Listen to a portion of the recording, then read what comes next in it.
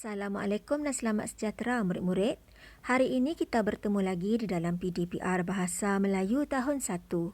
Kita akan teruskan pelajaran kita dalam unit 15 dengan tajuk yang baharu iaitu Perhimpunan Mingguan. Objektif pembelajaran untuk hari ini, di akhir pembelajaran murid dapat menjawab dan menulis jawapan bagi soalan bertumpu dan soalan bercapah dengan betul berdasarkan bahan.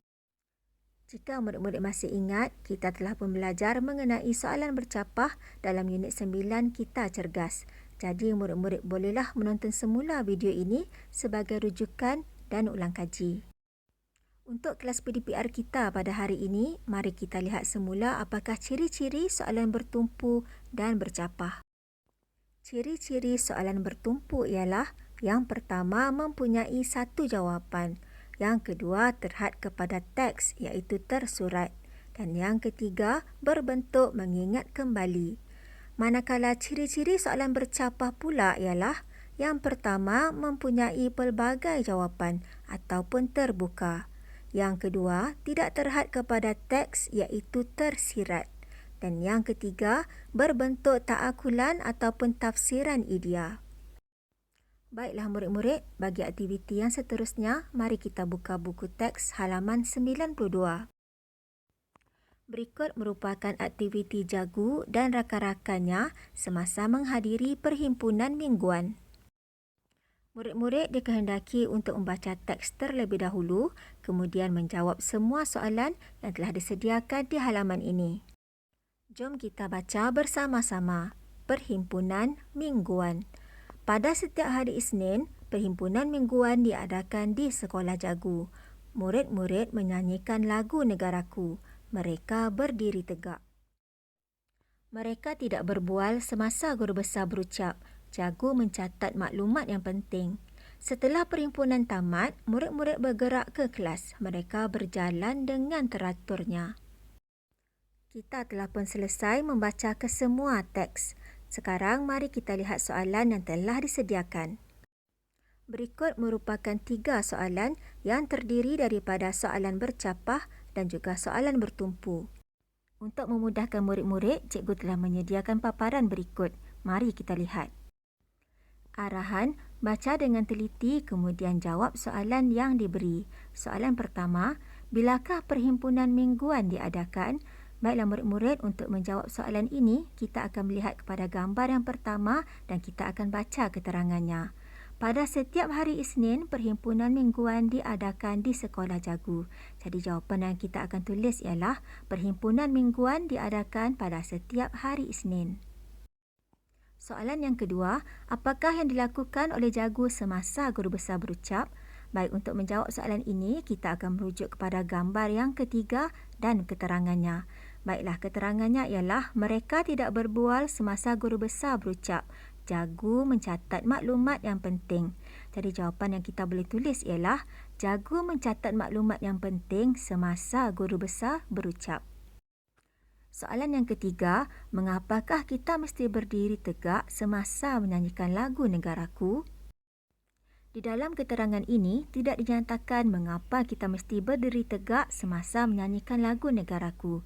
Ini merupakan soalan bercapah yang mana murid-murid perlu menggunakan idea dan penaakulan murid-murid untuk menjawab soalan ini.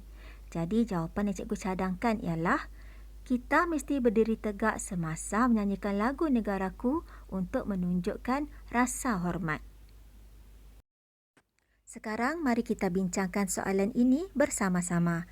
Bagi soalan yang pertama dan yang kedua, ianya mudah bagi murid-murid untuk mencari jawapan kerana ianya terdapat di dalam teks.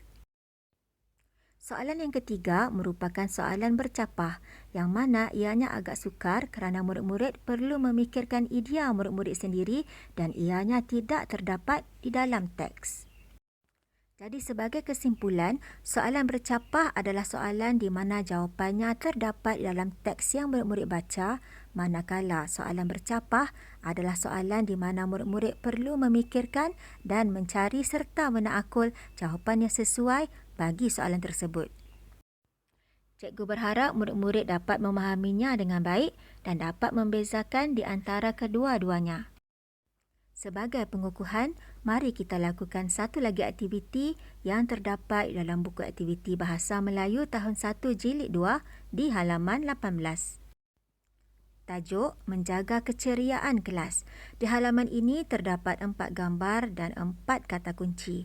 Kata kunci tersebut ialah menyediakan jadual tugas, menyapu sampah, menyusun meja dan menghias meja guru. Di bawahnya pula terdapat 5 soalan yang memerlukan kepada murid-murid untuk mencari jawapannya. Sudahkah murid-murid semua bersedia? Jika sudah, mari kita cari jawapan bagi soalan yang pertama. Apakah yang dilakukan oleh budak lelaki itu? Baik murid-murid, berdasarkan kepada gambar, budak lelaki itu sedang menyapu sampah. Jadi jawapan yang boleh kita tulis ialah budak lelaki itu sedang menyapu sampah. Seterusnya, soalan yang kedua. Meja disusun oleh berapa orang murid?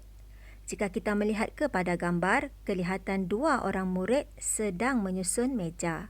Jadi jawapan yang boleh kita tulis bagi soalan ini ialah meja disusun oleh 2 orang murid. Soalan yang ketiga, budak perempuan itu meletakkan apa di atas meja guru? Baik murid-murid, kita dapat lihat seorang murid perempuan sedang meletakkan bunga hiasan di atas meja guru. Jadi jawapan bagi soalan ini ialah budak perempuan itu meletakkan bunga hiasan di atas meja guru. Soalan keempat, mengapakah mereka menyediakan jadual waktu? Baik murid-murid, ini merupakan soalan bercapah. Jawapannya adalah tidak terhad dan ia bergantung kepada idea dan logik murid-murid. Jadi jawapan yang boleh cikgu berikan ialah mereka menyediakan jadual waktu untuk memupuk semangat kerjasama. Soalan terakhir, bagaimanakah kamu menceriakan kelas? Yang murid-murid, ini juga merupakan soalan bercapah. Jawapannya adalah berkaitan tentang pendapat dan juga idea. Jadi jawapan yang boleh cikgu kongsikan dengan murid-murid ialah saya menceriakan kelas dengan menjaga kebersihan kelas dan menghiasnya dengan cantik. Kita telah pun melakukan semua aktiviti untuk hari ini. Tahniah kerana murid-murid telah bersama-sama dengan cikgu daripada awal lagi. Sebelum kita akhiri kelas kita, mari kita lakukan sedikit ulang kaji. Untuk membezakan soalan bertumpu dan soalan bercapah, soalan bertumpu jawapannya adalah terhad dan ditulis di dalam teks. Manakala soalan bercapah, jawapannya terbuka dan tidak terhad di dalam teks.